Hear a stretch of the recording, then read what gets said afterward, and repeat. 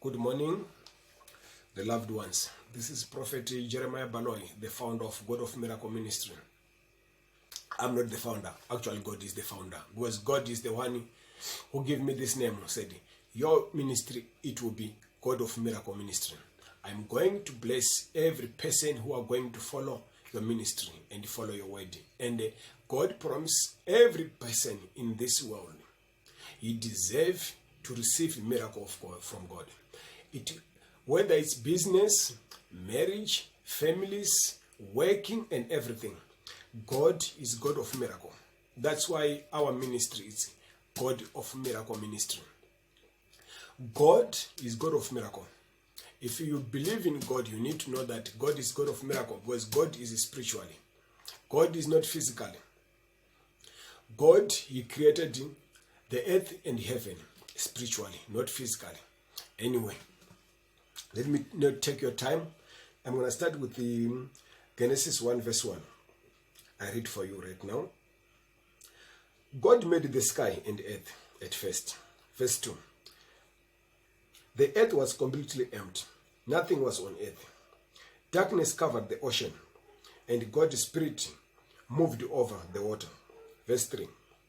Then God said, let there be light. And the light began to shine. Verse 4. God saw the light, and he knew it was good. Then God separated the light from the darkness.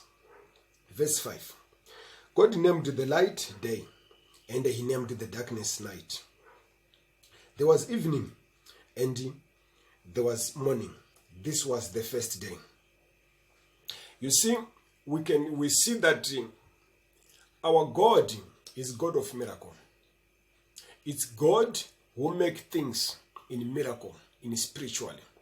Whenever you want things to happen in your life, they need to happen spiritually first. If they happen physically without spiritually, those things will never last. For example, it can be business. If you open your business in physically, like you open your company without the Spirit of God in that business, it won't grow and it won't last.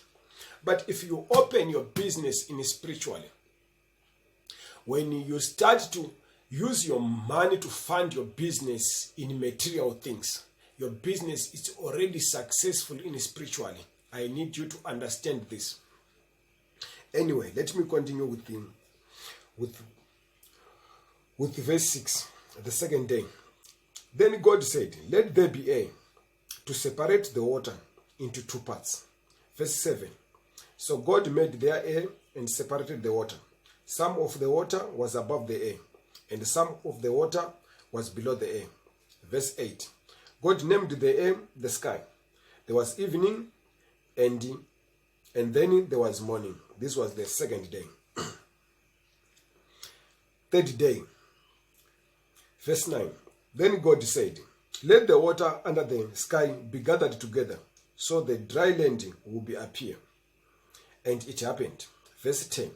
God named the day land, earth, or the dry land, earth. And God named the water that was gathered together, seas. God saw this was good. Verse 11. Then God said, let the earth grow grass, plants that make grain, and fruit trees. The fruit tree will make fruits with seeds in it, and each plant will make its own kind of seed. Let these plants grow on the earth, and it happened. Verse 12. The earth grew grass and plants that made grain, and it grew trees that made fruits with seed in it. Every plant made its own kind of seed. And God saw this was good. Verse 13. There was evening and there was morning. This was the third day. We see that everything that God made, he was making them spiritual. I'm going back for my teaching that God, he led me that you need to teach people about spiritual stuff, about spiritual life. That the life that they live, it's not physical, it's spiritual. If you live your life in physical, you are not going to gain what you are looking for.